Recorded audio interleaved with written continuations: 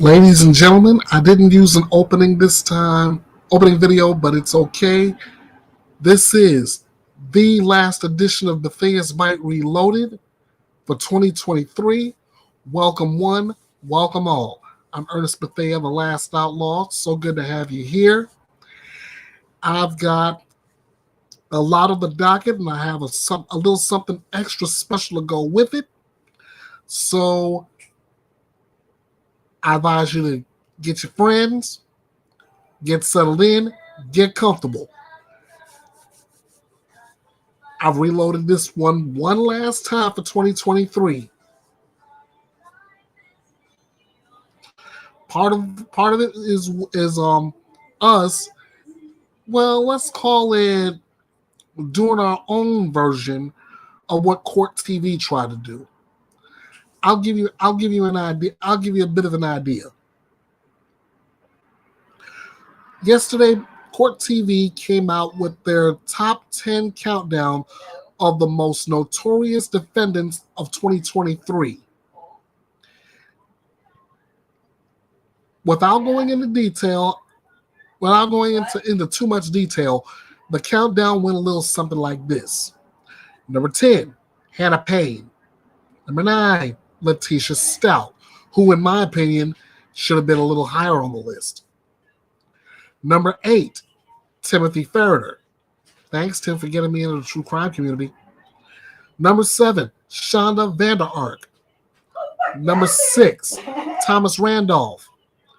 5, Joseph Zeiler. Number 4, Kaitlin Armstrong. 3, Joran Vandersloot. Number 2, Lori Vallow Daybell. And in the number 1 spot, Alex Murdaugh. Now, I want to touch on this list a little bit later. I do.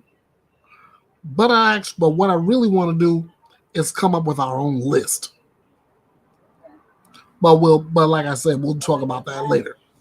Right now, if you're all relaxed, if you're all comfortable, let's get in to today's docket.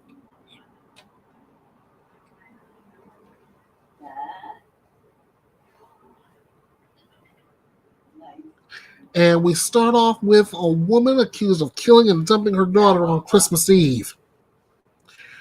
Phoenix police say a woman is accused of killing her daughter and putting the body in a dumpster on Christmas Eve. Ladies and gentlemen, here's our defendant, Sophia Simmons. I'll leave the comments to you about her. Around 8 p.m. on Sunday, December 24th, officers responded to the area of 31st and Grand Avenues regarding a body that was found in a dumpster near a business.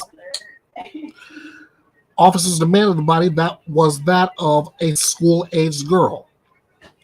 A tip was received on Monday that 38-year-old Sophia Simmons placed the child's body in a dumpster and that the child may have died from injuries during an assault by the suspect.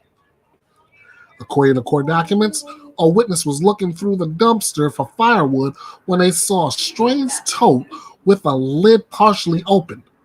When the witness looked inside, they reportedly saw a child's body. The witness alerted a nearby security guard who helped call the police. When Phoenix police officers and an official with the medical examiner's office arrived at the scene, they located the body of a girl believed to be between 5 and 7 years of age. The girl's body appeared to have injuries to the legs, arms, and torso, according to those court documents. It also appeared to investigators that some of the wounds were in multiple stages of healing, and there were scars from previous injuries. On Christmas Day, December 25th, a witness in New York reported to police that they received a phone call from Simmons, who claimed she had beaten her child and it went too far. The witness claims Simmons told her she left the house after beating the victim. When she returned, the victim was not breathing. According to a police report, Simmons remained with the victim's body for the next 5 days before taking it to a dumpster where it was later found on December 24th. Detectives secured a search warrant for Simmons' home near 51st Avenue and McDowell Road and found evidence of someone trying to clean a crime scene. At the time, Simmons was not home. Authorities obtained a search warrant for Simmons' phone records and learned her device was pinged near Indio, California, and was headed back toward Arizona. Records state she was later stopped outside of Phoenix near 411th Avenue and Interstate 10 and was taken to Phoenix Police Headquarters. A review of her phone records showed Simmons' device was in the area and of the dumpster where the victim was found at around 10:30 a.m. December 24. She was booked into jail on multiple charges, including first-degree murder, child abuse, and tampering with evidence.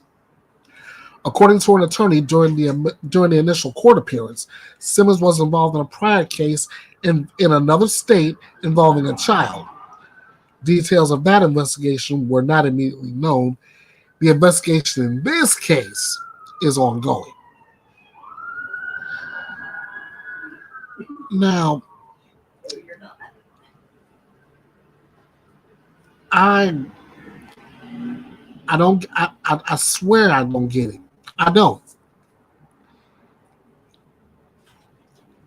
I read these stories, and I read these stories, and I do not get it at all. Why do these so-called parents,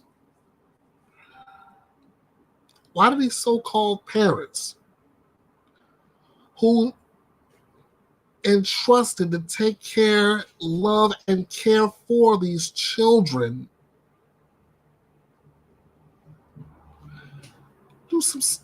do something like this?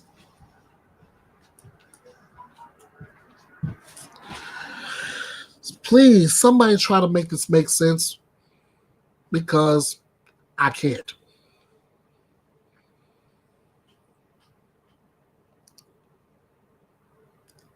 So like I said, though, the investigation is still ongoing in the case. And as I get further information, you will get it too, as always. Let's see what we got. First comment. Soul shine for Jesus. Trying to check out. Be with me in a minute. All right, Soul shine for Jesus. Thank you so much for joining me. All right. One of the biggest stories of the week.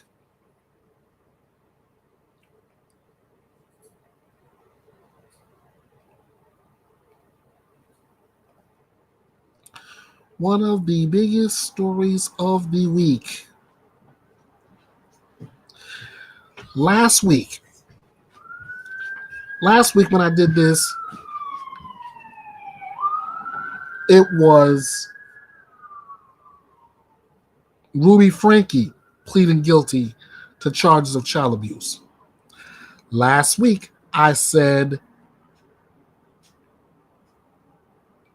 okay, she's pleading guilty to 4 counts of child abuse, with the other 2 counts of aggravated child abuse being dismissed. Okay. I said, minimum Ruby Franke could serve is 4 years with a maximum of 60. Why so? Because these are second-degree felonies and they carry a sentence of 1 to 15 years. Each of these counts will be served consecutively. Well, take everything I said last week and exchange Ruby Franke's name for JODI HILDEBRANDT.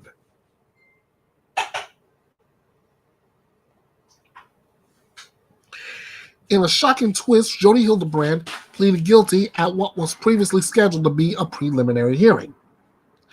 HILDEBRANDT pleaded guilty to 4 counts of felony child abuse 9 days after her friend and former business partner Ruby Franke pleaded guilty to the same charges. HILDEBRANDT and Franke were arrested in August after one of Franke's children escaped from HILDEBRANDT's home with obvious injuries and asked a neighbor for food and water. Another of Franke's children was found emaciated inside HILDEBRANDT's home after police were called. HILDEBRANDT used single-word answers to respond to the judge, saying guilty to each of the 4 counts of abuse as they were read in court. Her attorney said that while there are some issues in the factual basis of the plea agreement with prosecutors, he specified that the plea was guilty and not an Alford plea in which defendant pleads guilty without admitting wrongdoing.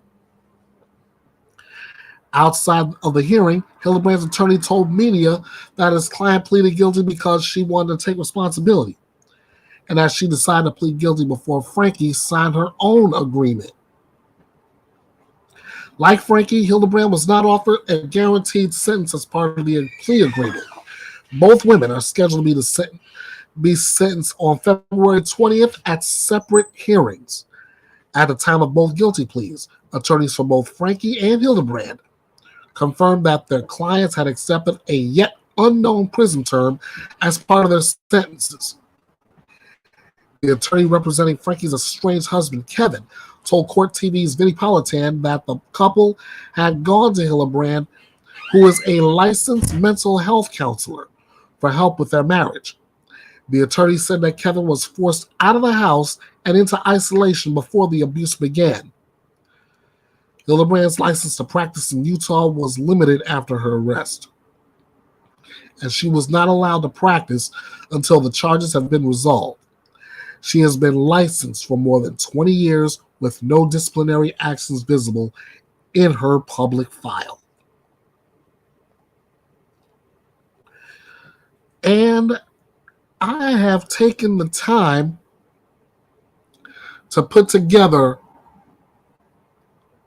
comments and reactions regarding both Ruby's and JODI's plea agreements. We'll start with Ruby's first. Louise Osal says it's her fault. They're her kids. This is horrifying. She's only pleading guilty for herself. Called her a despicable woman.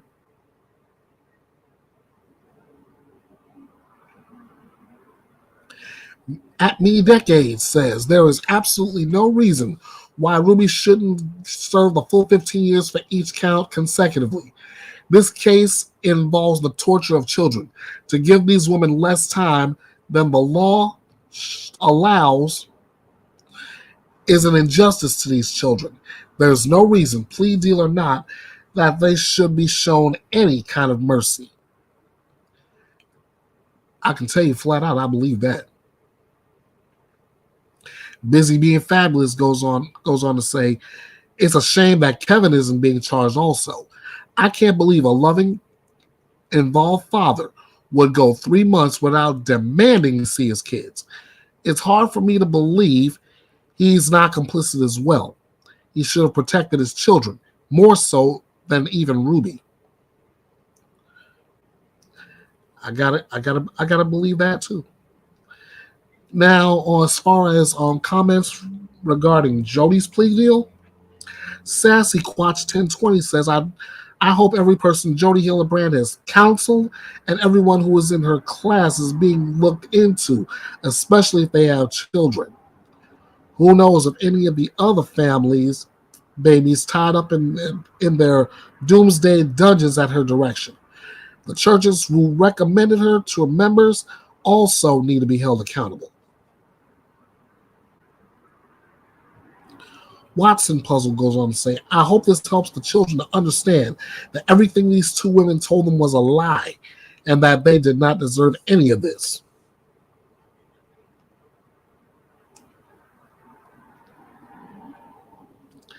At Sex Murder Art 18 says, Don't bring life into this world if you don't plan on being morally good parents. That's great advice. I gotcha says, I'm so glad that Russell, the young boy that was able to escape, said, I'm so glad that Russell was able to escape and save himself and his siblings. I hope that they shall all be okay.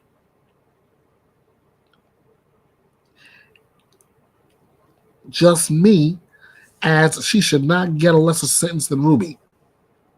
She being JODI.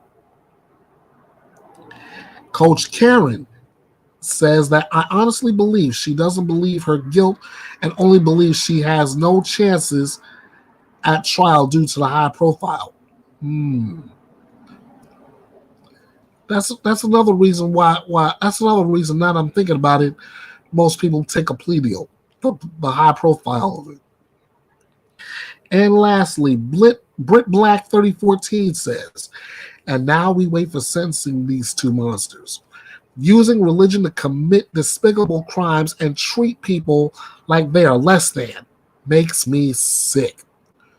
Brit Black 3014, you have no idea how much I stand in agreement with you.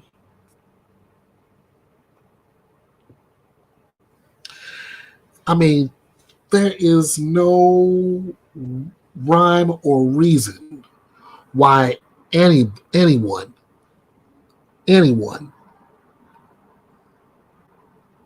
should be treated like that. And Soul Shine for Jesus is listening and driving. I mean, be careful. Be careful on the road. As far as JODI and Ruby, as far as when the sentencing is again, let me remind you, it's February 20th. They said it's going to be separate hearings. They're correct. Ruby will be sentenced at 10:30 local time. No, excuse me. Ruby will be sentenced at 10 o'clock local time. JODI will be sentenced exactly a half hour later at 10:30. I appreciate the support, Soulshine. I really do.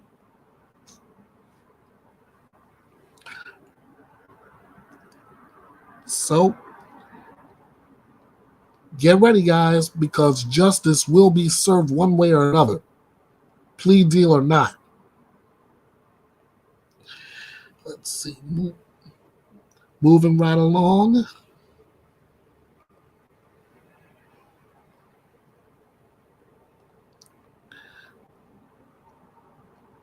All right. I know you've been if you've been following the Alex Murdaugh case, you know there's a little bit of controversy with the court clerk and her book. Well, as you can see from the headline, court clerk Becky Hill apologizes for plagiarizing the book on the Murdaugh murders.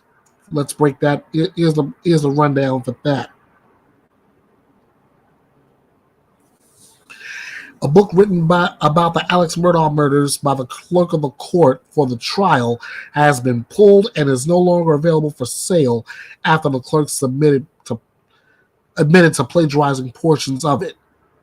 Becky Hill is the clerk of the courts in Colleton County, where Murdaugh was convicted and sentenced for the murders of his wife and son and served in that position during the high-profile trial.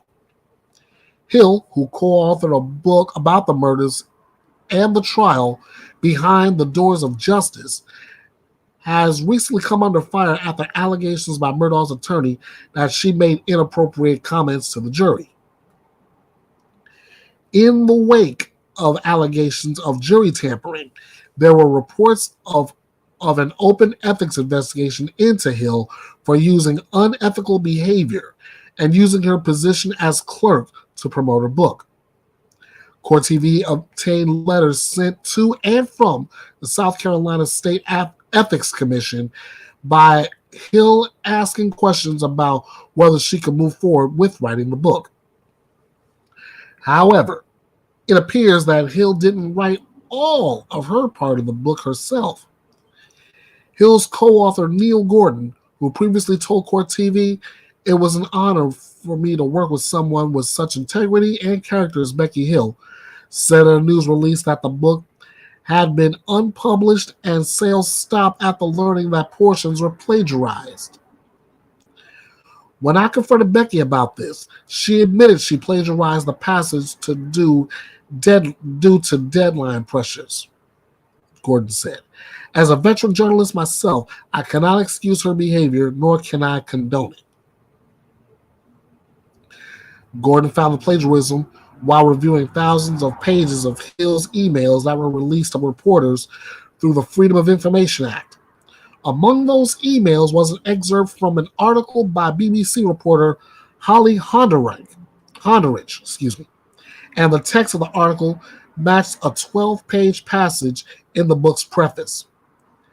Becky Hill is deeply remorseful regarding an allegation of plagiarism that has recently surfaced from her new book.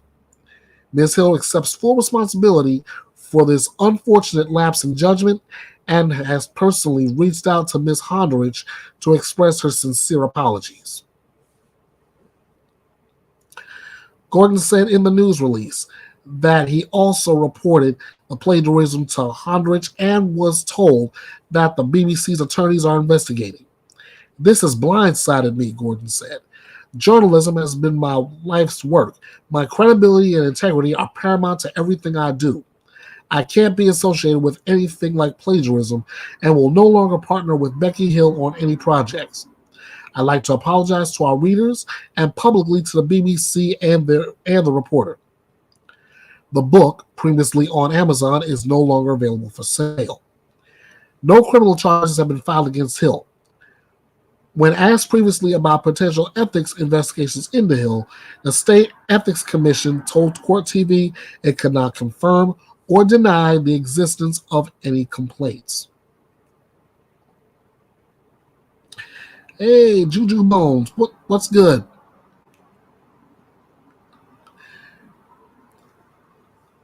When it comes down to it, it's always good to give credit where credit is due. Juju Bones is helping me out here. Telling you all, please don't forget to hit that like button and hit the notification bell. Subscribe. Rob, you're helping me out big.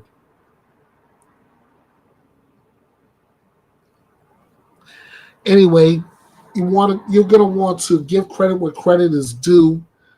Like just saying, for example, the article I've read is courtesy of Court TV. So I'm always shouting them out. As you can see right here right where my cursor is, I'm using their logo as a little bit of a shout out to them.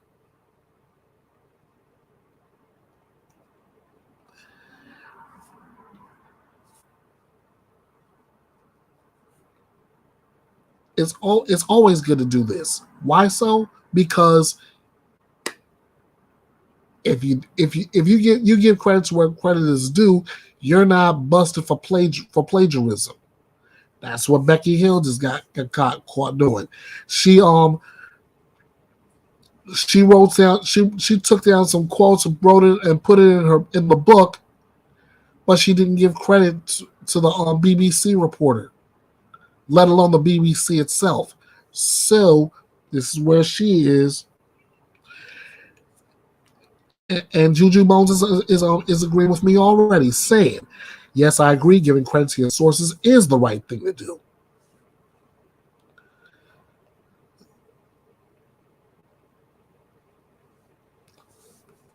We'll see how this thing with Becky Hill turns out as this thing rolls on.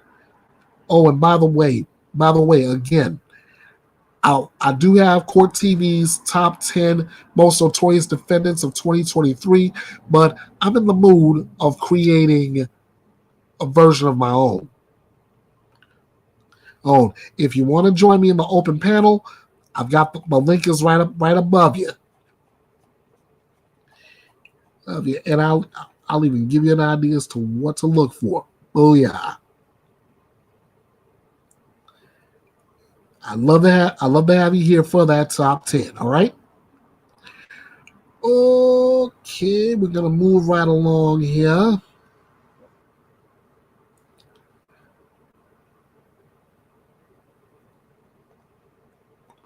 We're gonna stop sharing that one. We're going to move right along on the docket.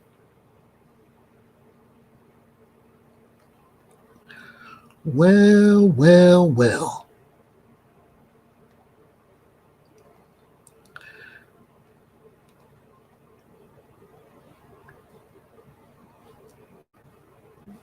Check this out. Gypsy Rose Blanchard is a free woman, free from prison years after her mother's murder. Gypsy Rose Blanchard, the Missouri woman who persuaded an online boyfriend to kill her mother after she had forced her to pretend for years that she was suffering from leukemia, muscular dystrophy, and other serious illnesses, was released Thursday from prison on parole. Blanchard was released early in the day from the Chillicothe Correctional Center, said Karen Pojman, a spokesperson for the Missouri Department of Corrections. Blanchard was granted parole after serving 85% of her original sentence. Blanchard's case sparked national tabloid interest after reports emerged that her mother, Claudine D.D. Blanchard, who was slain in 2015, had essentially kept her daughter prisoner, forcing her to use a wheelchair and a feeding tube. It turned out that Gypsy Blanchard, now 32, was perfectly healthy, not developmentally delayed as her friends had always believed. Her mother had Munchausen syndrome by proxy, a psychological disorder in which parents or caregivers seek sympathy through the exaggerated or made-up illnesses of their children. That's according to her attorney, Michael Stanfield. People were constantly telling Dee Dee what a wonderful mother she was, and Dee Dee was getting all of this attention.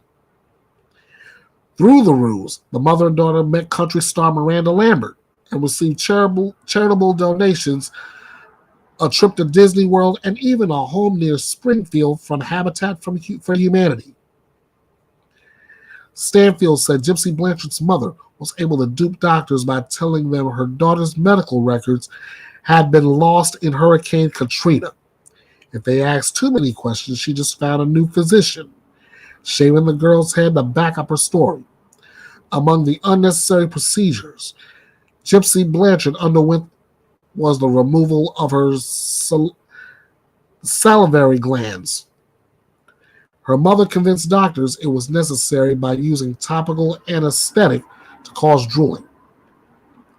Gypsy Blanchard, who had little schooling or contact with anyone but her mother, also was misled, especially when she was younger, Stanfield said.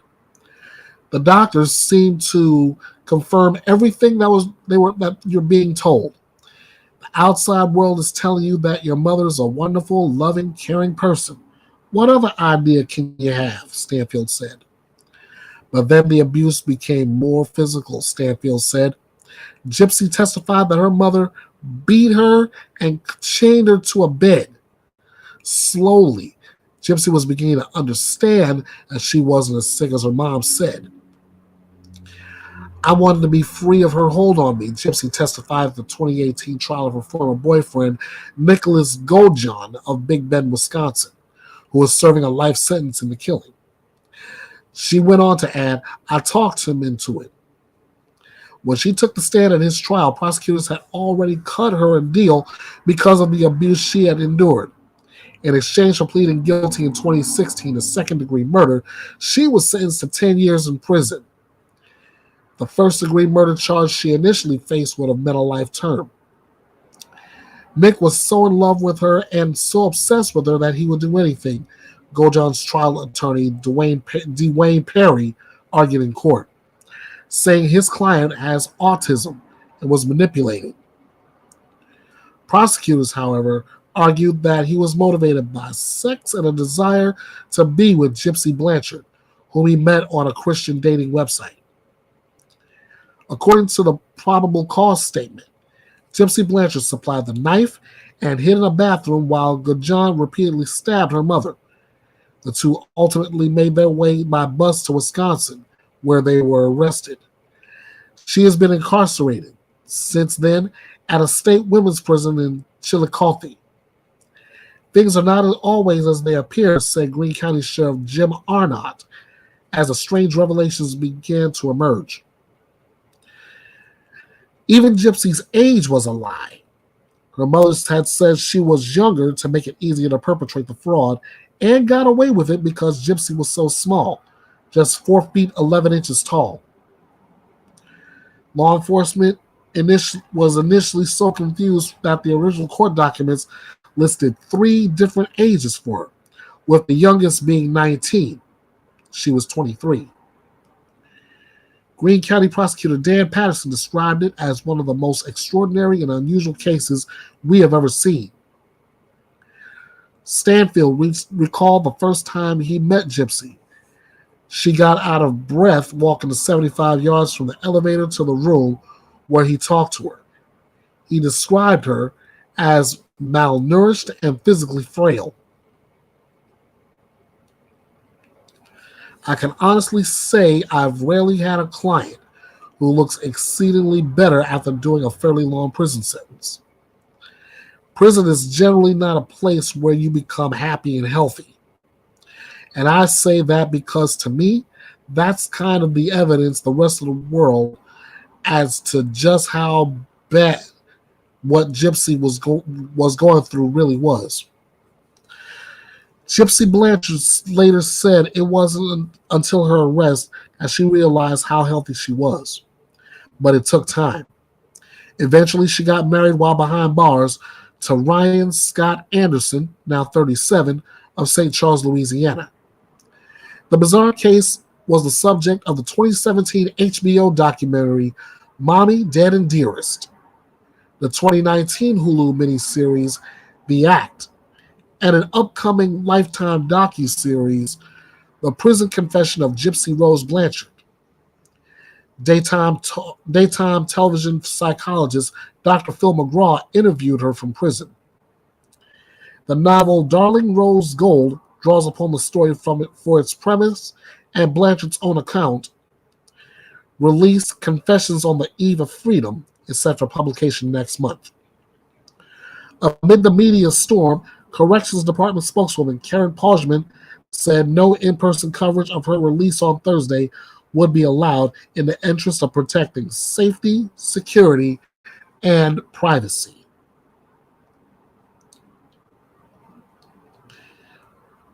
Let's see, Juju says, this one has been a popular topic the past few days. People have big feelings about this from what I've been reading.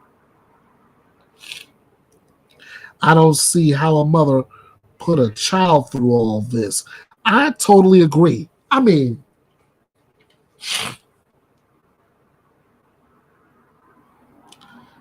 the mom perpetrated a fraud,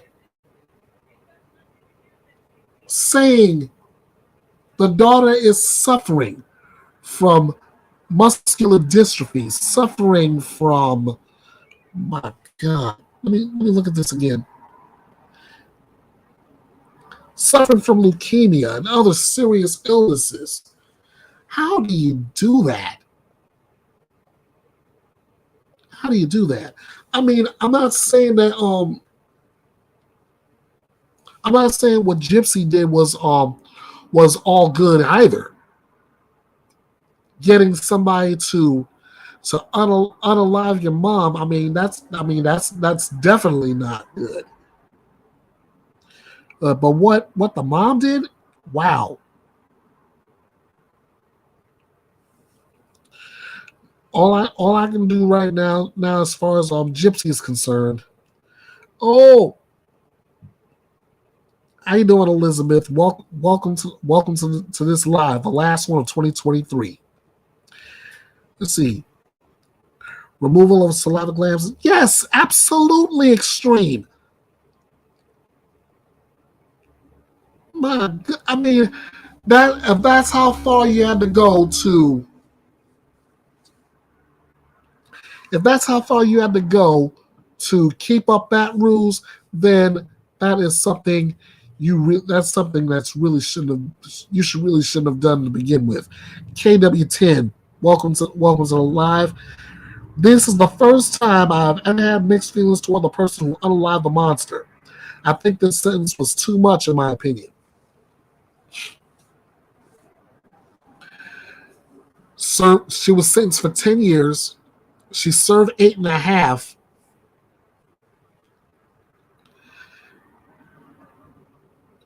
All I can say is right now that she's a free woman, I hope and pray that she'll live a happy life, a happy and healthy life.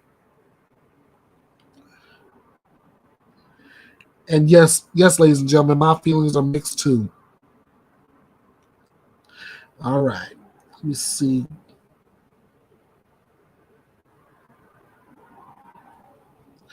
All right, another huge story that we've been covering, and I know a lot of channels have been covering this one too.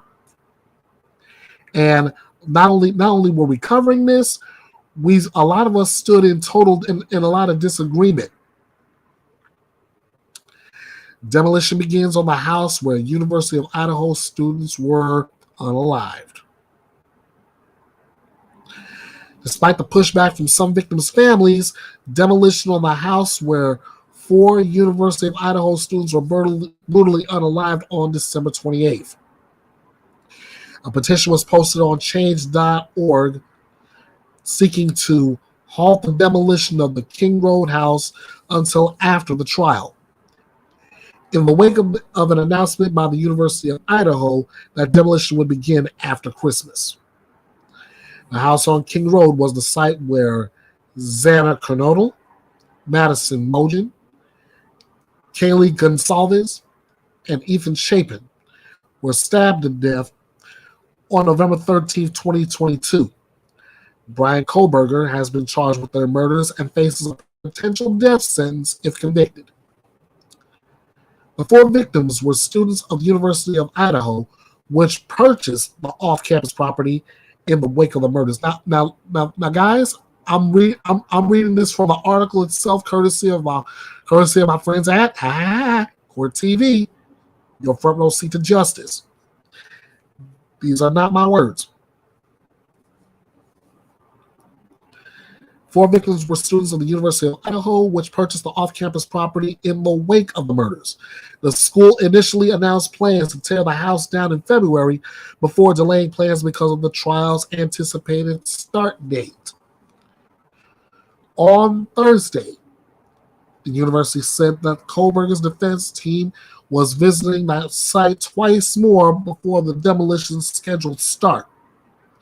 But the petition, posted by someone who described themselves as someone who has been closely following this case on YouTube, argues that the house is a, quote, significant piece of evidence in one of the most violent crimes ever. Its premature demolition could potentially hinder a fair path to justice for the families. It's critical that all evidence remains intact until after this trial concludes. And I was one of those who actually agreed with that statement. As of that Monday morning, the petition was less than 20 signatures shy of its goal of 1,000. Among the comments on the petition is one that purports to be from a member of a victim's family. Kara Kernodle, Xana's mother, appeared to comment, "My daughter was murdered in that house, and there is no way they should be destroying any evidence."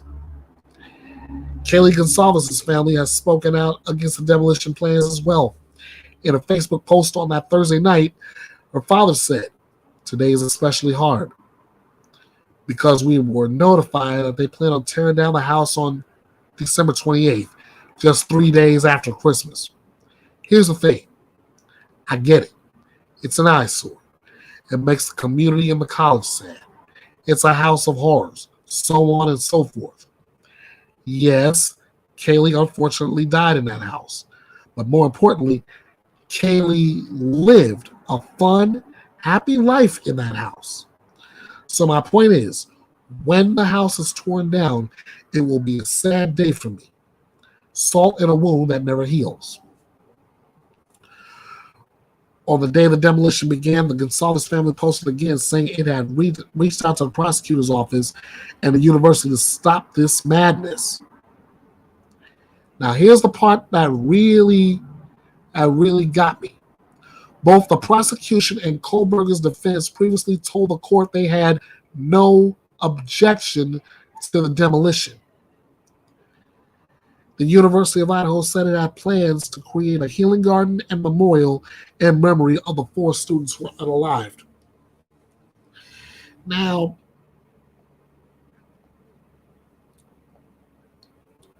I know a lot of us have not just mixed feelings, but full-on total disagreement that the house should be torn down now. I believe I even said it on another channel that this was legalized tampering with evidence. KW10 said this is the first time I've ever had. Oh no, that's a different story. Sorry about that. KW10 said that house is not on campus, so most students won't be walking past it all the time to dramatize them. That house is evidence. Evidence is never pretty. In my opinion, it should have stayed up. Absolutely. Juju Bones. I agree. All they are doing is destroying possible evidence. Again. KW10 comes back and says, I want to know how it's legal to donate evidence during an unaliving open case.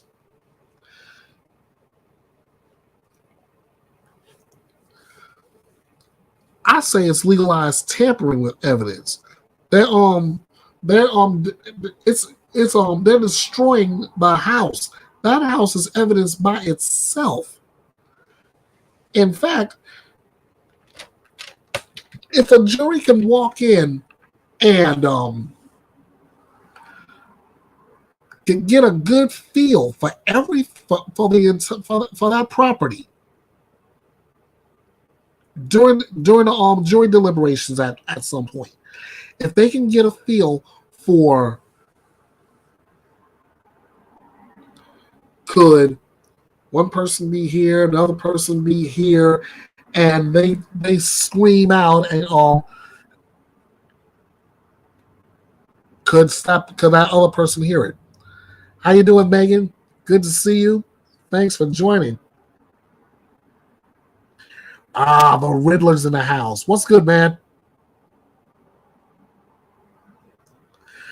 Oh my gosh. We're still on the we're still talking about the destruction of 1122 King Road House, and it's Saturday. It's Saturday the 30th. The house was destroyed 2 days ago, and to this day, I believe not just me, but everybody in this chat is saying it shouldn't have happened. It shouldn't have happened. KW10 3D imagery has come a long way and is very cool, but there is absolutely nothing better than actually being presently there, in my opinion. Yeah, you're right. It's like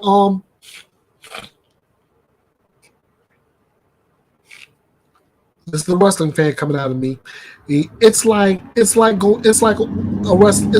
a wrestling event. It's cool watching on TV, ladies and gentlemen, but there's nothing like seeing an event live.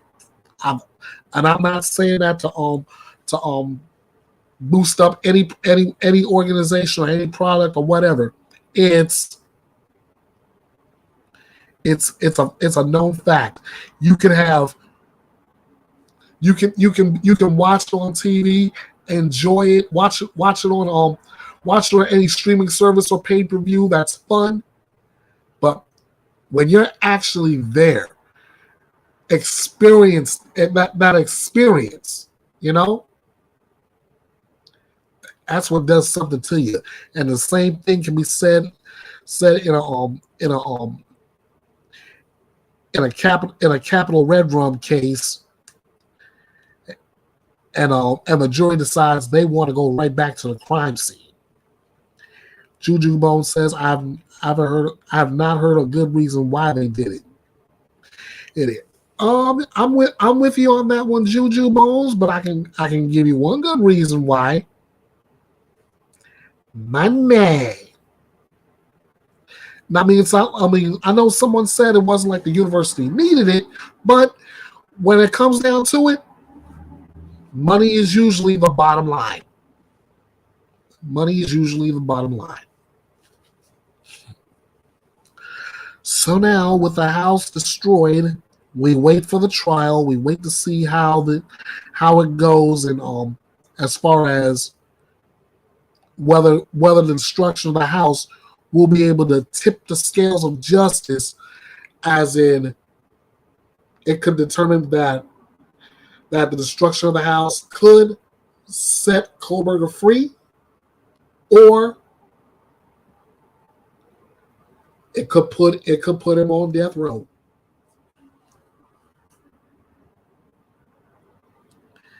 See, there's another example.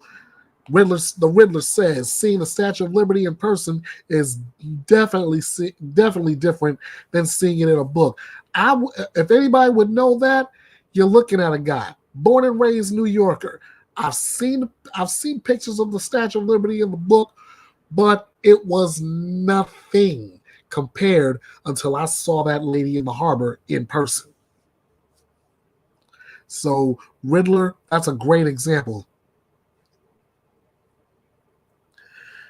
Okay, moving on in the docket.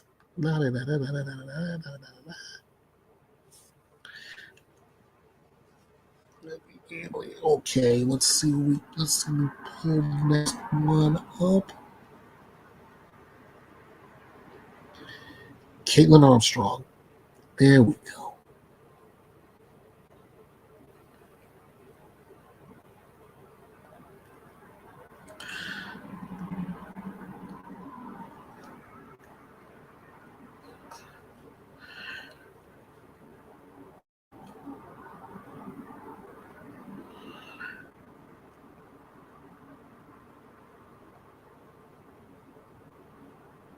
Okay. Kaitlin Armstrong was pregnant when she was arrested, according to an attorney. In a filing requesting a new trial after her conviction for murdering her romantic rival, Kaitlin Armstrong revealed that she was pregnant when she was arrested in Costa Rica. The same jury that convicted Armstrong for murdering elite cyclist Anna Mariah Mo Wilson sentenced her to 90 years and a $10,000 fine just one day later.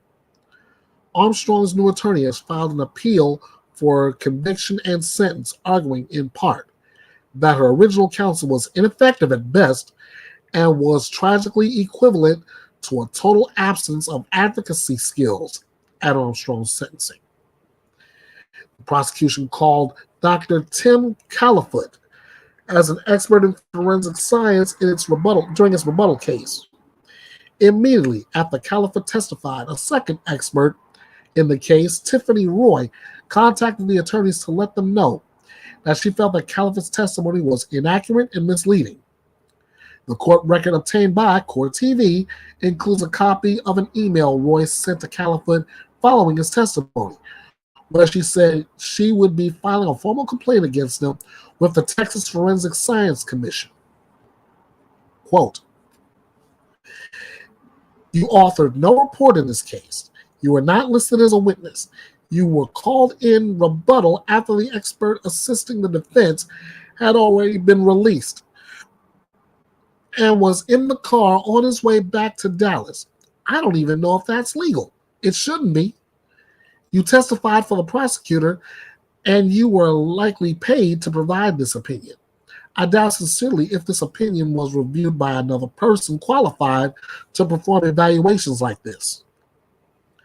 The formal complaint Roy filed with the commission says Dr. Califoot provided an opinion in the case on the probability of evidence given proposed activities.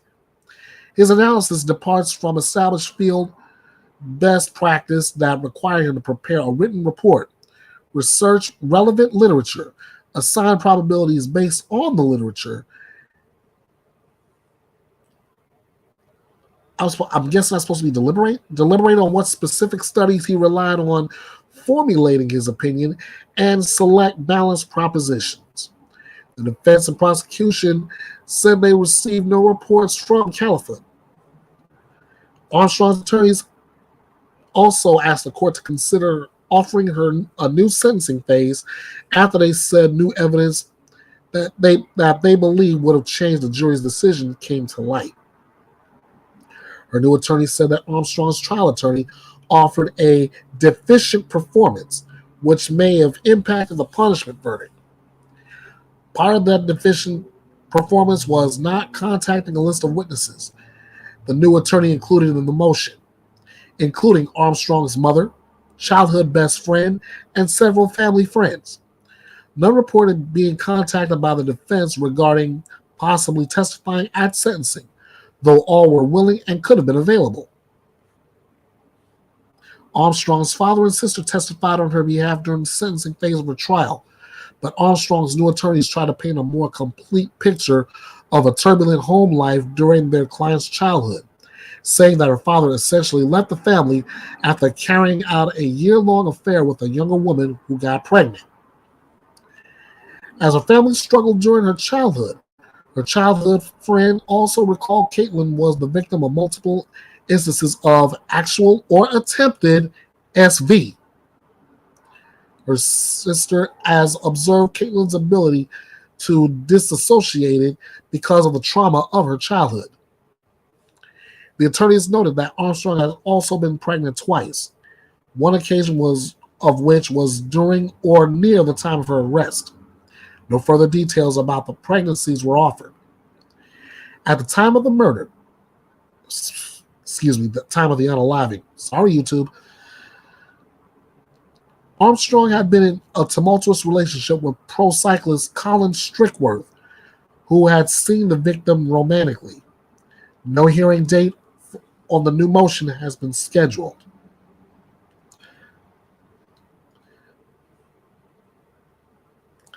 So, as far as Kaitlin Armstrong goes, and this new revelation as to she being pregnant, that is going to be that's an interesting take. All of a sudden, I would love to get a little bit more information on that. And as always, when I get that new information, I will bring it here, and you guys will be updated as to how that's going to go moving forward. Let's move right along to the next story on the docket.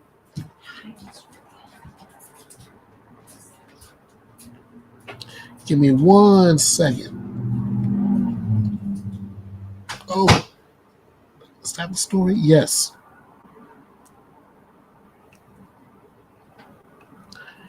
Okay.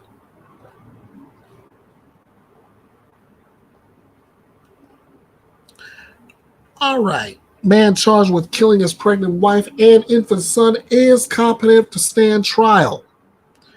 That's usually good news for the prosecution, bad news for the defense. Jeremy Best will be facing a judge the first week of January in connection with the deaths of his pregnant wife, their unborn child, and the couple's 10-month-old child. Following a competency evaluation this month, Best has been found competent and able to stand trial. Best is facing 3 first-degree murder charges and has been scheduled for arraignment on January 3rd in front of District Judge Dane Watkins Jr.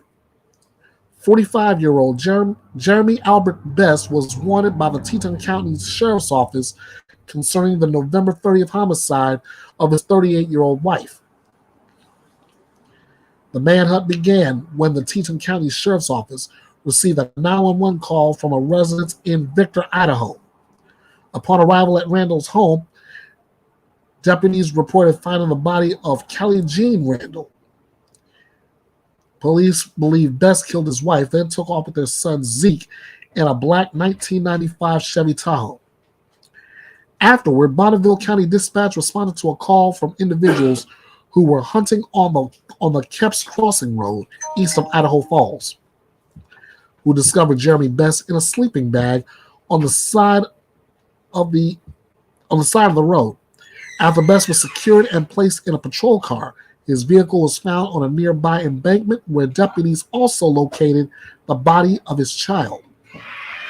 After he was medically cleared, Bess was taken into custody and transported to the Bonneville County Jail, where he currently remains.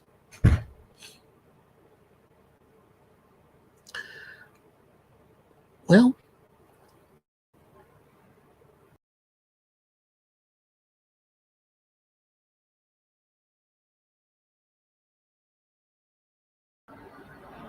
okay, I'm glad to be covering this one. And in fact, I'm hoping to find when the actual trial will start, and I'll be sure to have that covered for you like a blanket. 2024 is going to be a good year, I believe it. 2024 is going to be a good year for justice. Next on the docket, this case, let me see.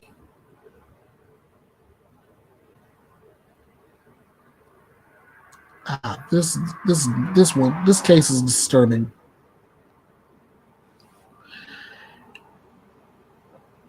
Oh, let me see what we got here. I never understand why people unalive innocent babies. I had just mentioned that in a different story, but you're right. I've mentioned that in a different story earlier in this broadcast, but I totally agree. Why? Especially those who call themselves parents. Their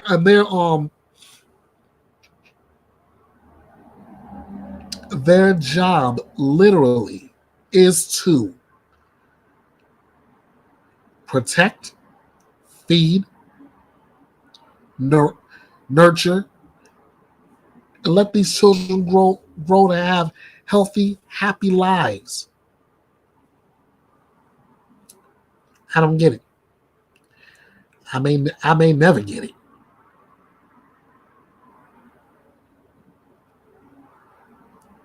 Okay, next up. Oh, here's a nice way to spend Christmas, ladies and gentlemen. Teens charged, one dead in a sibling argument over Christmas gifts. An argument on Christmas Eve led to a woman's death after she was shot by her teenage brother in Florida, officials said. Scripps News Tampa is not identifying the suspects and victims involved in the story due to their ages. Deputies with Pinellas County Sheriff's Office said the suspects, 14 and 15, are brothers and were arguing about Christmas presents while out shopping with their mother, the victim, and the victim's children. One brother was allegedly upset that he got fewer than the other. When they left the store, they headed to their grandmother's house so the grandmother could watch the victim's children, a 10-month-old and a 6-year-old, while she went to work. While there, the 14-year-old continued to argue with his brother, eventually pulling out a pew and telling the 15-year-old he was going to shoot him in the head. The 15-year-old told him to get out of the house, and the boy's uncle separated the two, moving the 14-year-old outside. The 23-year-old victim told him to stop fighting before one of the brothers shot her in the chest, according to deputies. She was holding a 10-month-old in a carrier who was unharmed. The 15-year-old then came outside and shot the first brother in the stomach.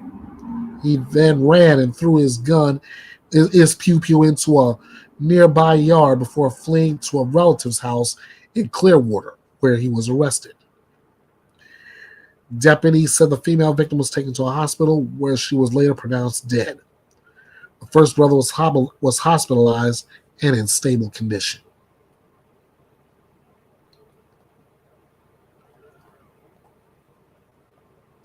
Over Christmas presents. Over Christmas presents.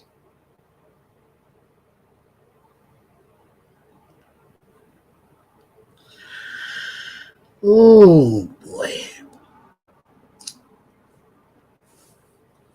I'm not going to jump on my high horse about what Christmas is all about, because if I do, I'm not going to be able to get into everything I want to get into.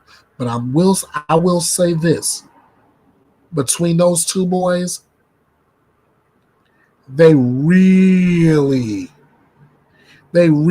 need to get their act together. Megan L. says Christmas presents they won't even remember in 6 months' time. Right.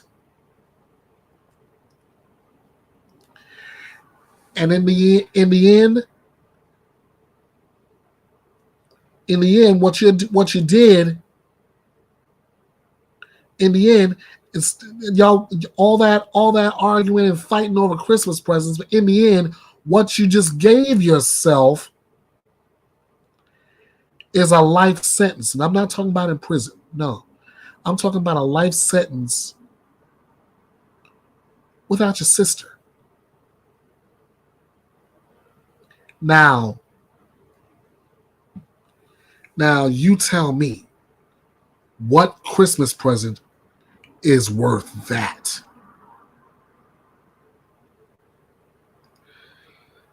Like the late great Richard N. Hughes from WPIX used to say, "What's your opinion?" I'd like to know.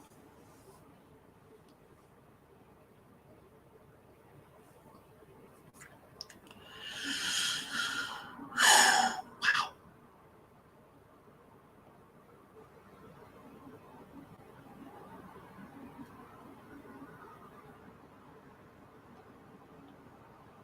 Okay. Next story on the docket.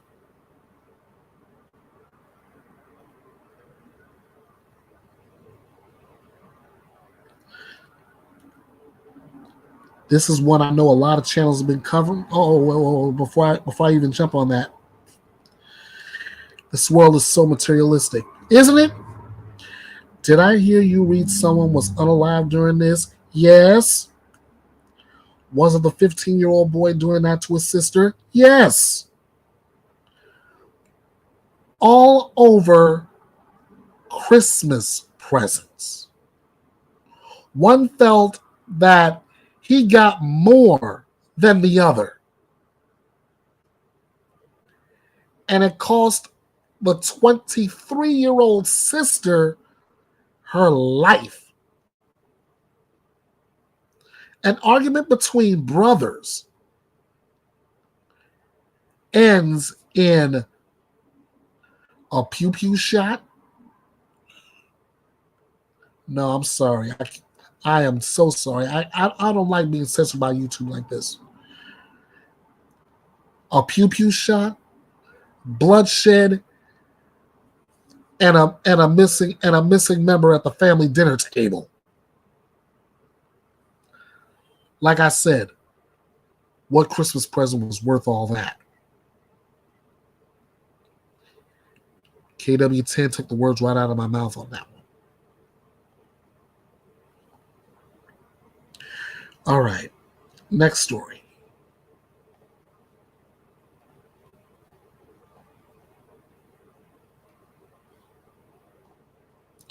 All right, I know a lot of channels are working on this one. Definitely. Police work perplexing case of pregnant teen and boyfriend found dead. And I was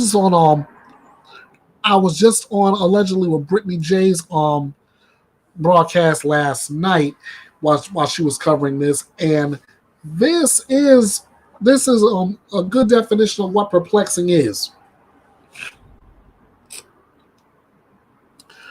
This is the first article. Two bodies found dead with GSWs inside a car in San Antonio are believed to be those of missing pregnant teen, her boyfriend, police said on Wednesday. Savannah Nicole Soto, age 18, and 22-year-old Matthew Guerra were reported missing just before Christmas a few miles southwest of San Antonio in Leon Valley, triggering a statewide emergency alert. Soto was a week overdue to deliver her baby and was scheduled to have labor inducement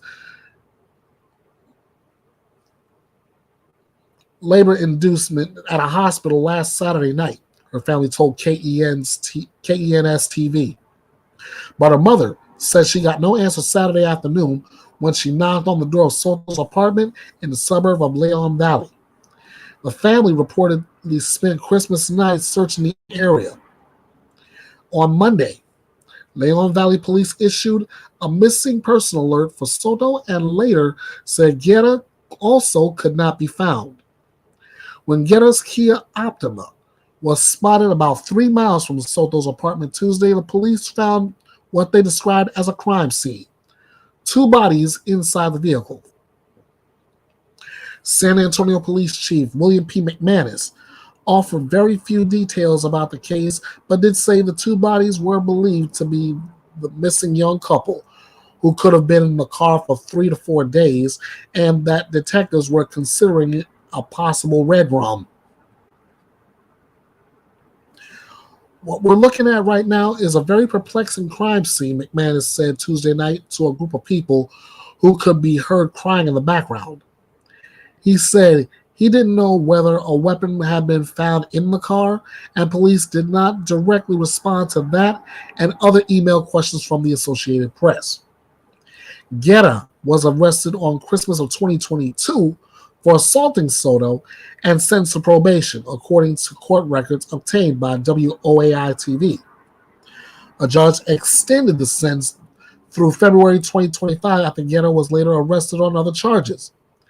The conditions of his probation barred him from possessing a weapon and having harmful or injurious communication with Soto. Tragic news comes to a family still mourning Savannah's younger brother, 15-year-old Ethan Soto, who police said was killed in a unaliving on May 2022, allegedly over a D-rug robbery. Video obtained by KSAT captured at his alleged killer's preliminary hearing showed a brawl that broke out in the courtroom. The members of Soto's family jumped the partition, attacking 19-year-old Victor Rivas, who was sitting handcuffed in the jury box. San Antonio police couldn't say how the two ended up in the Colinas at Medical Center apartments, but SAPD is now leading this investigation with the medical examiner, while the medical examiner works to officially identify them. Now,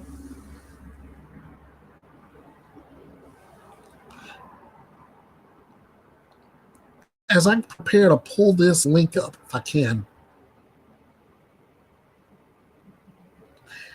there's supposed to be brand new video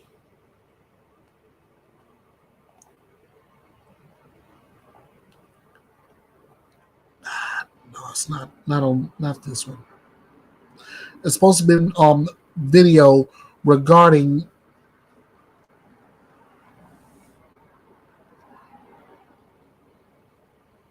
this case, and I'm going to try and pull that up real quick. Lover of God, thanks for coming out. I appreciate it.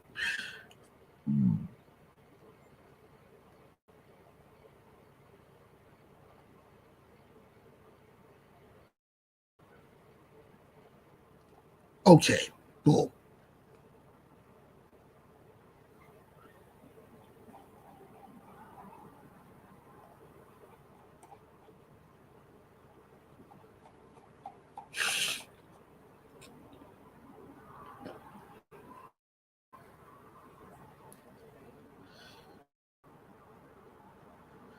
All right.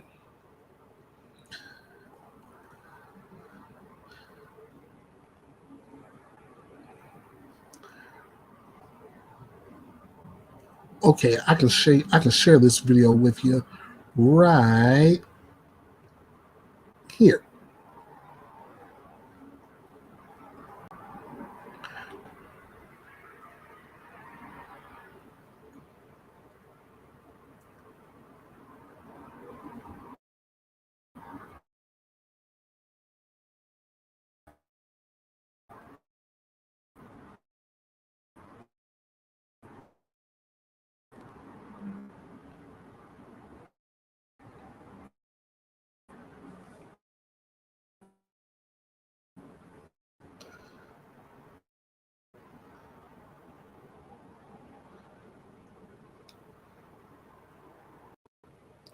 Now, I believe this was the guy that we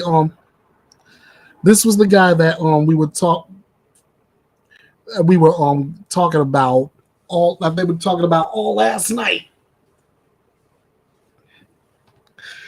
This guy, now I could throw pop shots at this guy all day long if I wanted to.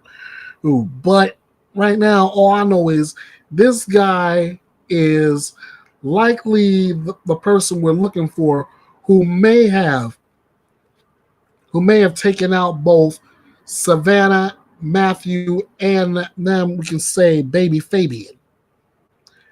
This isn't good.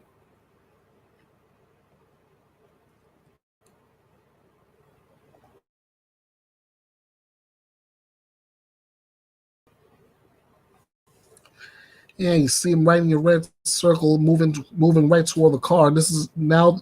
Keep in mind we're in slow motion. Something went down at this area. Then all of a sudden, big man is pulling out real quick. Here we go again. Here he's pulling up. Here comes Matt and Savannah pulling in the Kia Optima, and here he goes.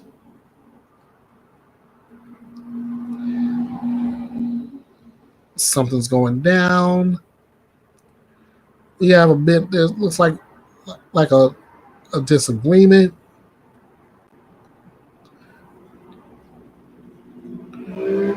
And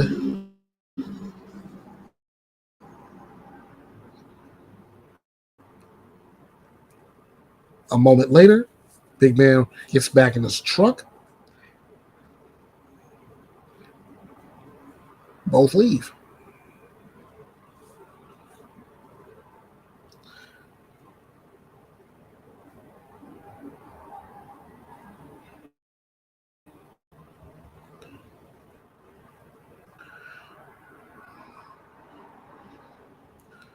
Who is the big man?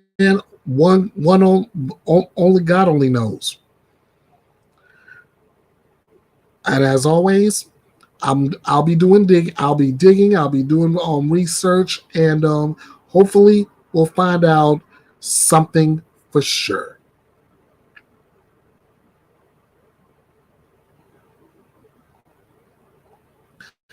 All right, I've got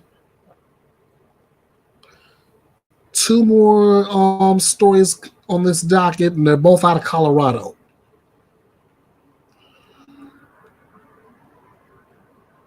No, I'm saving that one for last.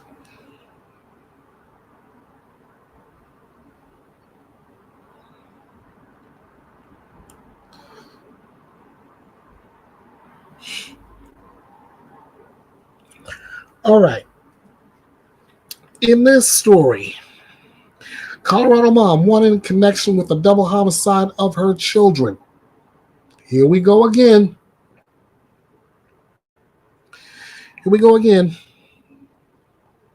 All right. Emotion check. Put a 1 in chat if you are about as sick and tired as I am of hearing stories about parents unaliving their children. Because right about now, here's another one, but I think this is what's gonna do it. This is what's gonna put me over the edge. Yep.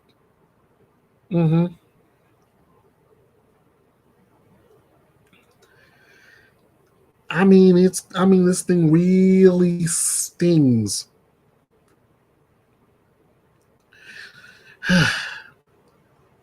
Why do they do it? It's beyond me. It's totally beyond me. A Colorado Springs mother is wanted by police in connection with the double homicide of her two children. Around 12:30 on December 19th, a person called 911 to report a burglary, according to the Colorado Springs Police Department. When officers arrived, they found a woman, later identified as 35-year-old Kimberly Singler, and an 11-year-old girl who were both injured. They also found a 9-year-old girl and 7-year-old boy who were both deceased, police said. Police said Singler is the mother of all three of those children. Singler and her injured 11-year-old daughter were both treated at the scene. Then they were transported to local hospitals. Singler was allowed to leave the hospital because police didn't have enough probable cause at that time, police said. She was then considered both a victim and a witness. Colorado Springs Police Department Homicide Unit took over the investigation as they learned more about the circumstances surrounding the case. They determined that the report of a burglary was unfounded. Investigators obtained an arrest warrant for Singler on December 26th. She was last seen December 23rd. Police said they do not know where she is, but the CSPD's Violent Offender Fugitive Task Force is currently searching for her. The 11-year-old daughter is safe, police says. Police said Singler is wanted on the following charges: 4 counts of first-degree murder, class 1. 2 counts being for attempted murder with intent after deliberation, and the other 2 for murder and attempted murder of a child under the age of 12 by a person of trust. 2 counts of attempted first-degree murder,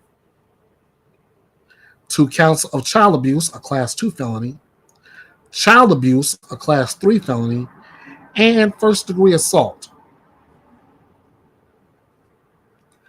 The court set a bond at $10 million. $10 million. Wow.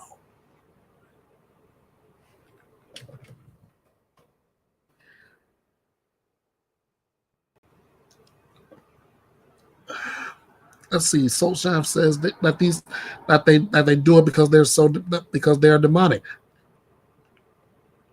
You know what? I can believe that. I can.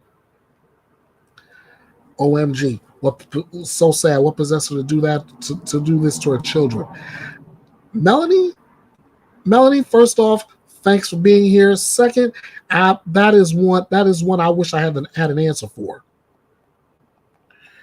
I really do.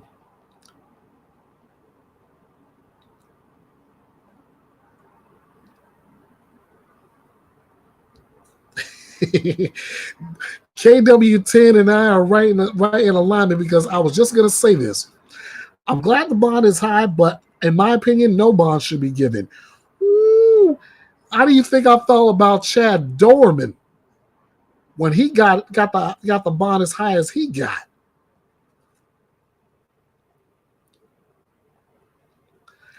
All right. Still though, since the investigation is ongoing, they're asking if there is anyone with information on this case. You're asked to call the Colorado Springs Police Department at 719-444-7000. 719-444-7000. Or if you want to remain anonymous, you can call Crime Stoppers at 1-800-222-8969. 8477. 800-222-8477.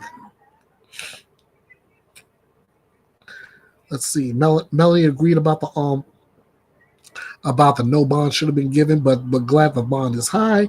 Lover of God says that unfortunately they took the death penalty away in Colorado, so they have to give a bond. Yeah. You may be right about that, but still. It is a crazy. It is crazy. It really tugs on my heartstrings as far as the kids. It really does.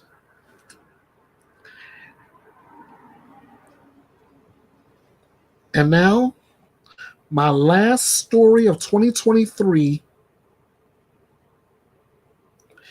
will be, let's see. Still not right. No bond should be given. Trust me, a lot of us agree with that.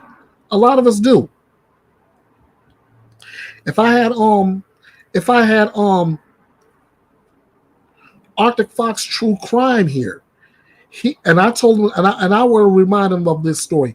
He would be the first one to tell you that they shouldn't have given a bond, but he'd be glad the bond is high. And Juju Bones says sometimes I think they set high bonds to they know people can't pay to make a statement.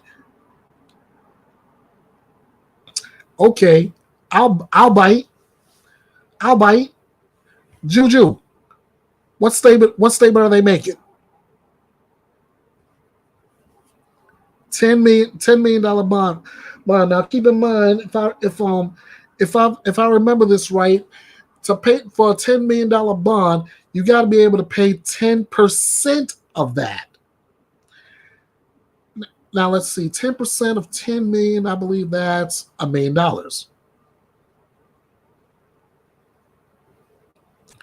Yet and still, what statement are they trying to make? While you're setting that up, I got my last story to set up here, and then we're going to talk about that top 10 countdown.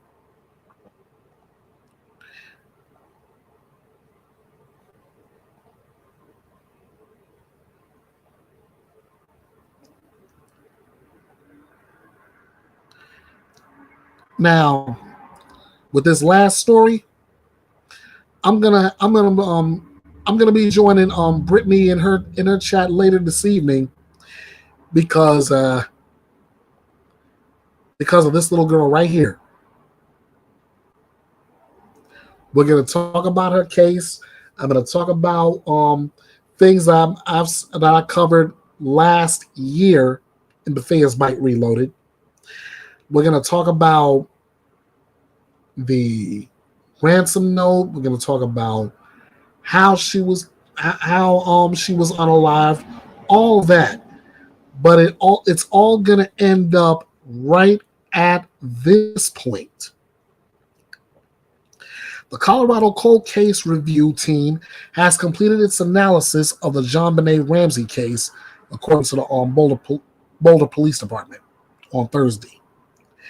They announced that partnership in November 2022 through a joint press release with the City of Boulder, Boulder County District Attorney's Office, and the 20th Judicial District. December 26th marked 27 years since the day the body of JonBenet Patricia Ramsey, just 6 years old, was found in the basement of her family's home in Boulder. The young beauty pageant contestant had been bludgeoned and strangled. To date, nobody has been convicted of the crime, but theories have circulated for decades. The crime chilled the community to the bone, and the case quickly captured the attention of the nation. Today it remains one of the country's most high-profile unsolved crimes, and the details surrounding her death spurred many books, documentaries, and TV specials. Some highlighted facts, others highlighted suspicions. In its release Thursday, Boulder PD said the purpose of the review was to generate additional investigative recommendations and determine if any updated technologies and or forensic testing would produce new leads. After its year-long analysis, the Colorado Cold Case Review Team digitized all evidence in the case and created a searchable database that includes 21,000 tips, more than 1,000 interviews and samples from more than 200 people, including DNA, fingerprints, and shoe prints. In all, the case file contains nearly 2,500 pieces of evidence and nearly 40,000 reports, according to Boulder Police. As you can see by this was a lot happier times for the Ramsey family. The Boulder Police Department said its detectives, along with the Boulder County District Attorney's Office, are in the process of reviewing and prioritizing the review team's recommendations. The police department said the recommendations will not be made public to preserve the integrity of the investigation. I am grateful for the Cold Case Review Team's independent assessment and the recommendations provided regarding this tragic case. That's coming from Boulder Police Chief Maris Harold in a statement. We will continue to pursue all leads and explore technology advancements to identify JonBenét's killer. I also commit to providing the community and family with investigative updates as new evidence emerges. Boulder Police have worked with the FBI, the Boulder County District Attorney's Office, Colorado's Department of Public Safety, Colorado's Bureau of Investigation, and several private DNA laboratories in the case.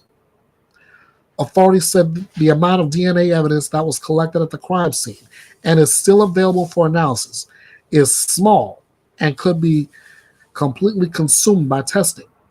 However, in its update, the police department said Thursday that detectives are actively taking steps to prepare the evidence for testing when possible.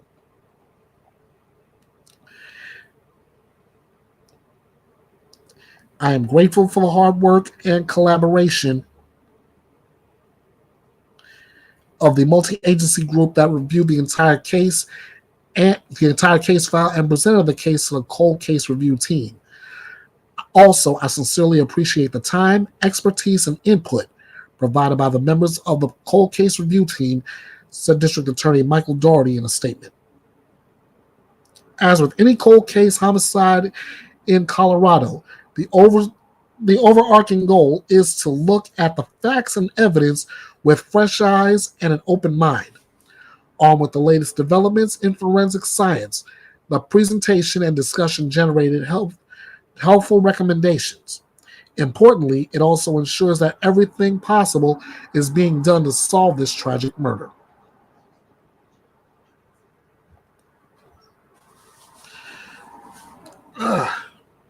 Okay, thanks for coming, Melanie.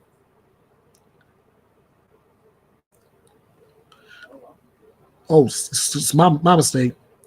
My mistake. Riddler, I will talk. We'll talk to you later. Ivamos, my goodness, what in the world? I love this.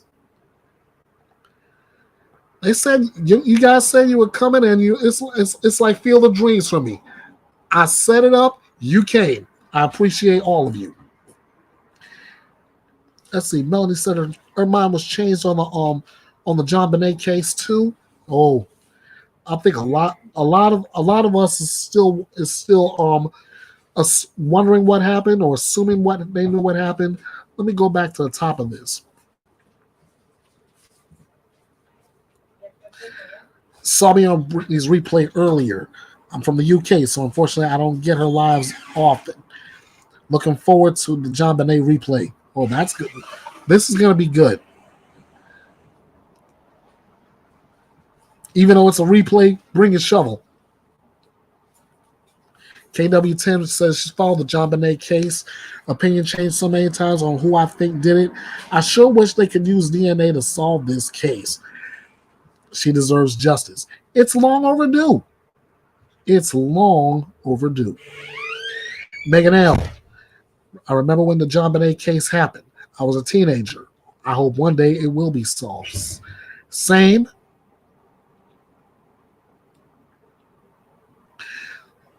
And as the case continues, they are still needing your help. Oh boy, I gotta work on this one because there's so much information. All right, hold on, hold please.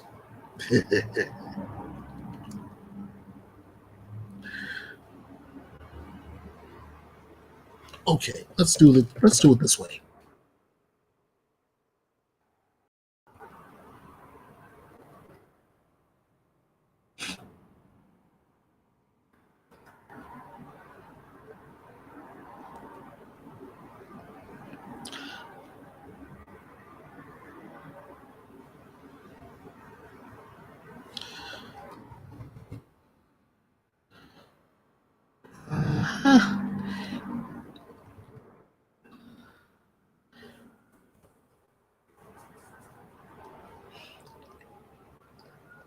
Just give me one moment, guys. I'm almost set.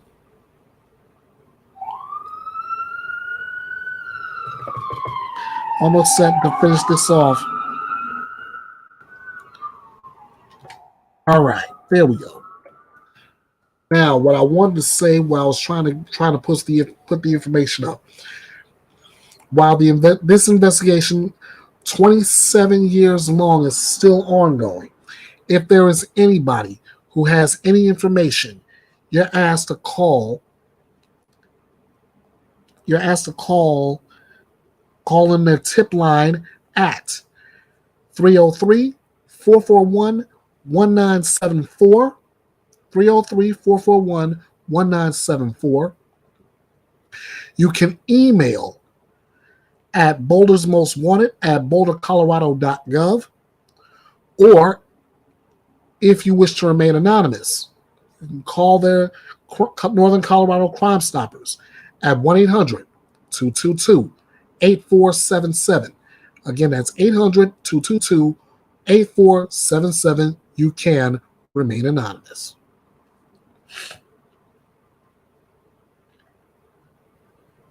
Soul sign for Jesus Christ.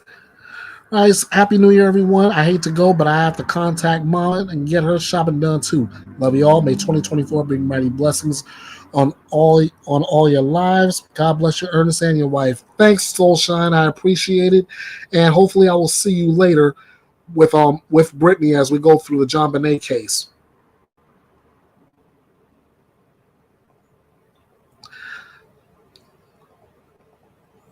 Hopefully by the time this case actually ends, we will get justice for JonBenet Patricia Ramsey.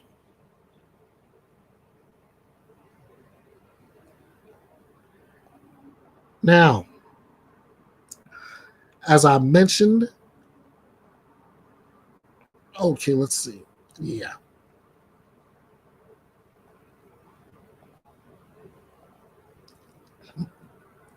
Gotta love good people. Now, I mentioned at the top of this broadcast, and let me go ahead and give you the invitation to join the live panel just for this segment. Here's the there. All right, there's the invite. Now, like I said at the top of the broadcast, I counted down Court TV's, mind you, Court TV's top 10 most notorious defendants of 2023. And when I presented this countdown on Brittany's Live last night, a lot of people disagreed with certain people and placements. Some even had a few dishonorable mentions. So, if you would like to join the live panel and you would like to get your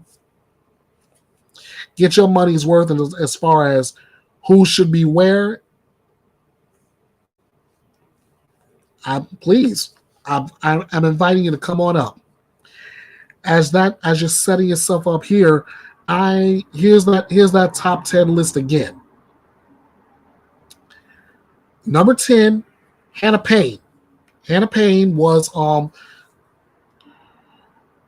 just recently convicted for killing an elderly man during a traffic stop. Let's see what we got here. Oh, she's asking. They didn't agree with the top 10. Some of the people on this top 10 list, they feel they shouldn't even be there. Shouldn't even be where they are on the list or on the list at all as far as being the most notorious. So Hannah Payne is at number 10. Letitia Stout, one of the world's worst moms, is at number 9. See there? There's where the first disagreement comes in. Letitia Stout at number 9.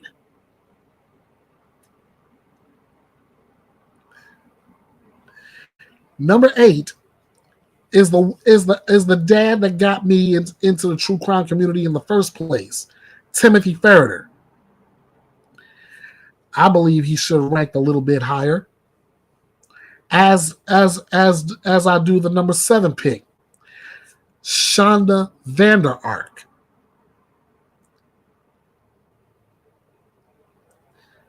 Number 6 is Thomas Randolph. I didn't follow that case. All I know is Thomas Randolph during his in a video kept running his mouth and running his mouth and then running his mouth, and I'm thinking, dude, stop talking. Stop talking. Why am I saying stop talking? Because I thoroughly believe in this phrase. If you give a person enough rope, they'll hang themselves. That's what Thomas Randolph did. Same thing in the courtroom for our number 5 pick, Joseph Zeiler. Avamos has a top 3. I'm gonna unveil Avamos' top 3 in just a minute. Joseph Zeiler, same thing. You give him enough rope, he'll hang himself in the courtroom. That's what happened to him. He just kept talking and talking and talking. And I'm watching this on video and I'm thinking, dude, stop. Be quiet. Shut up. Silence. Silence is your best weapon right now. Nope. Ended up sealing his fate. Number 4, Kaitlin Armstrong. We already heard about her story. And that's up in the air now. Number 3, Joran Vandersloot, especially when he admitted to killing Natalie Holloway. Number 2, Lori Vallow Daybell. Lori Vallow Daybell, the other most hated mom in the world. And sitting at number 1, Alex Murdaugh. Now, a lot of people didn't agree with this list as far as either this person shouldn't even be on the list like that, or this person should have ranked higher, etc., etc. Now, this is where I'm gonna have a little fun. Avamos just a moment ago came out with his top 3, and I believe I'm gonna say this: Avamos had no mercy with this. Top 3. Number 3, Shonda Vander Ark. Number 2, Letitia Stout. Number 1, Lori Vallow Daybell. You know what? I can actually sit by that top 3. I can actually sit with that top 3 because I mean, His top 3 includes a mom who abused and killed, unalived, again, sorry, YouTube, her child and for what? Number 2, told more lies. Even something simple in regard to the death of her son.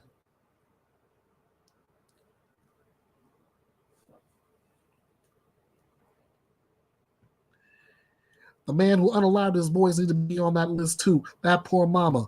KW10, while I agree with you, his trial has not started yet.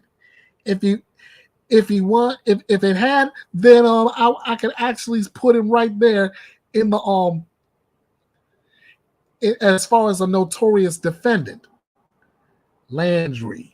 What about the lady who unalived her stepdaughter? Oh, that's another trial that hasn't started yet. That is another trial that hasn't started yet.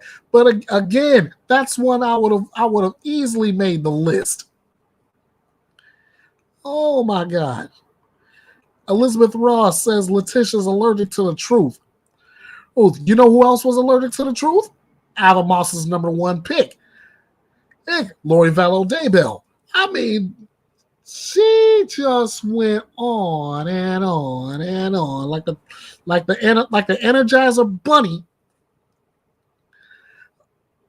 using religion to justify what she did as far as the unaliving of Tammy Daybell, the unaliving of Tylee, the unaliving of JJ, and which is why she is she is serving a lifetime in prison, and she's about to go on trial again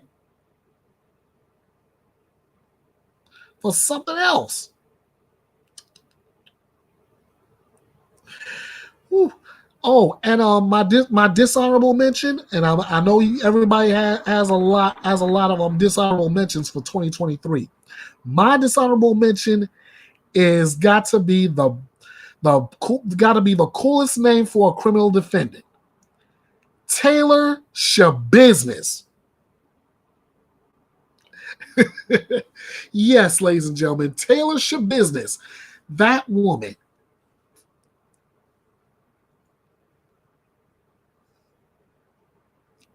Unalived and dismembered her quote-unquote boyfriend, went to court. A pretrial hearing saw her attack her own attorney during the trial,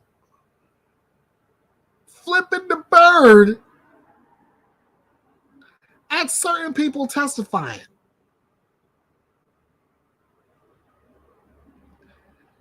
You talk about bad to the bones. This woman was it.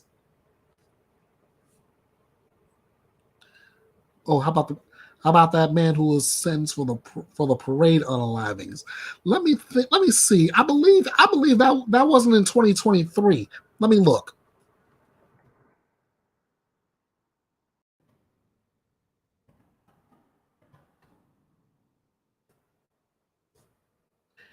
No, that was in 2021.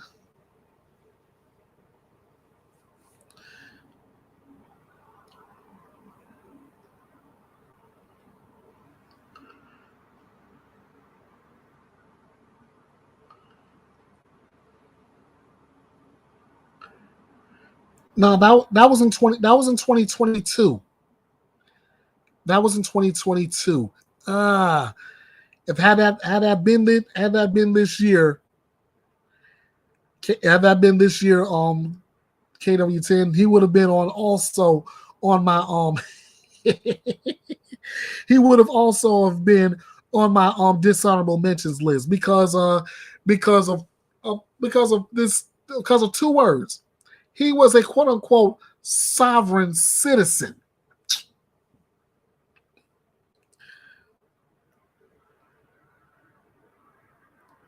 Let's see. I think his trial was this year. No. That was last year. That was in 22.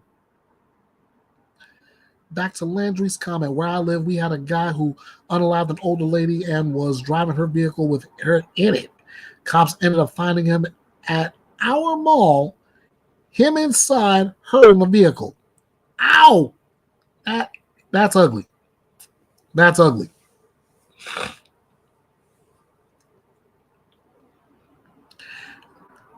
Been gone for a week or two. Wow. Time flies by. Yeah, but I tell you, this has been a crazy year. But we did have our fair share of justice. That's for sure. And I believe 2024 is going to be the same way. So, I believe the song goes, should all acquaintance be forgot and never brought to mind? Should all acquaintance be forgot and auld lang syne? Guys, this has been my best Bethea'S Byte Reloaded ever, in my opinion, and I have you to thank for it. I pray that 2024 will be just as good as 2023. Thank you all so much for joining me. For those who will be watching the replay, thank you. I love the support. I appreciate it. And let me go ahead and drop this in before I end this video.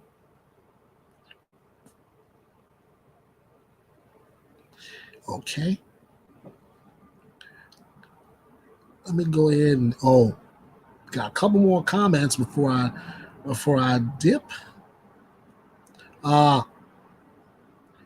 Happy New Year, Melanie. This has been a great live. Thank you so much, KW10.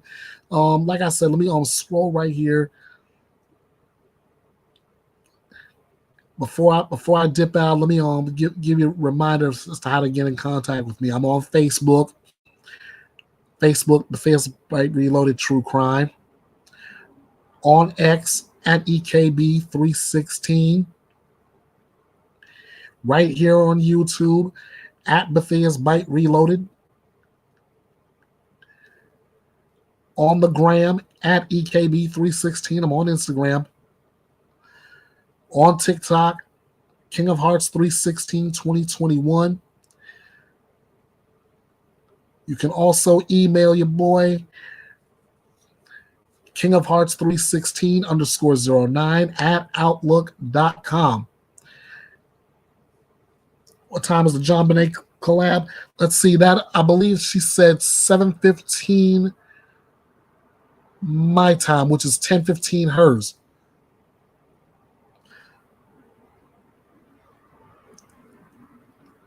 Hey, I support anybody. I support everybody, and I hope they do the same for me. So, all right. Again, thank you all. Have a happy. One quick question for the Savannah Soto case before I dip. The guy in the truck, when he gets out of the truck.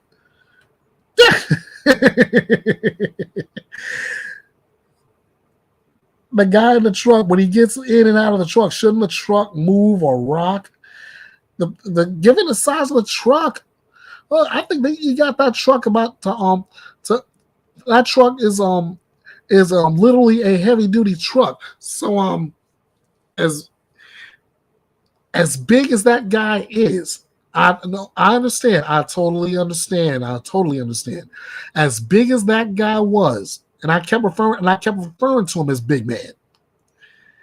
As big as he was, that truck is a heavy duty. So it would be as easy as a normal sized person like myself, just as an example, to get into a normal car. If it was if the truck was a little smaller than that, or it wasn't as a heavy duty truck, then yeah, I could see it moving and rocking. I used the joke I used in chat last night, but I don't think it would be appropriate. Anyway, let me get out of here. Thank you all for spending these nearly 2 hours with me, going over these last cases in my 2023 docket. Let's get ready. Let's get ready for 2024 because I got a feeling we're got a lot to cover. All right. So again, thank you for the love. Thank you for the support. Thank you for coming out into the chat.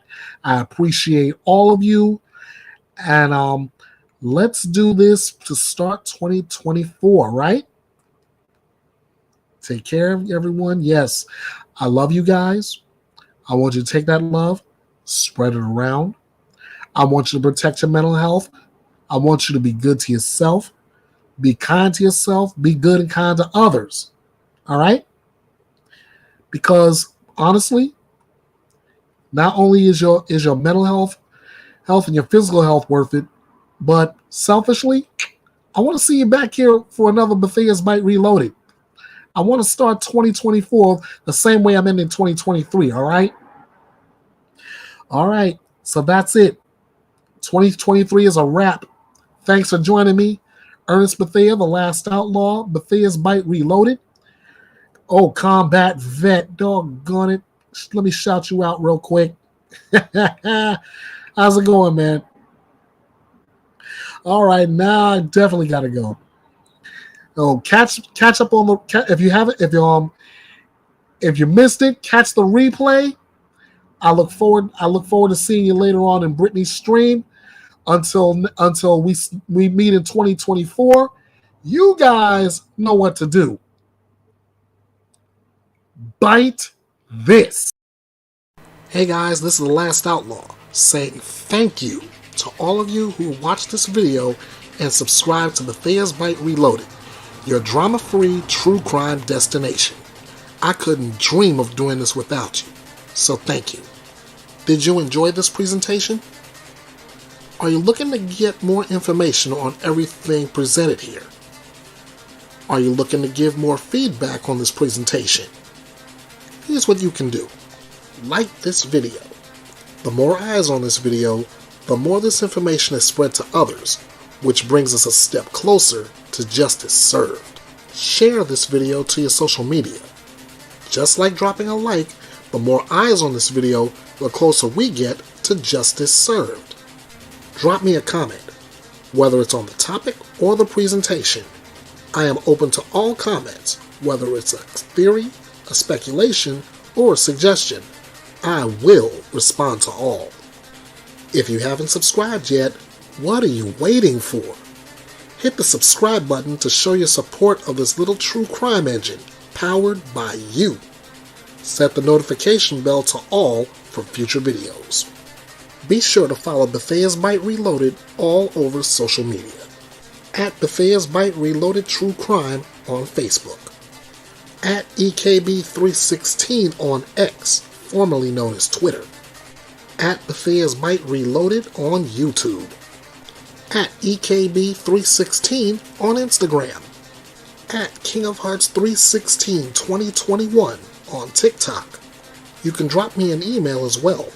The address is kingofhearts316_09@outlook.com. This is your home for news without the drama, where your opinions matter, for lively debates, where your voice is heard, and above all else, justice served. This is Bethea'S Byte, and it's reloaded.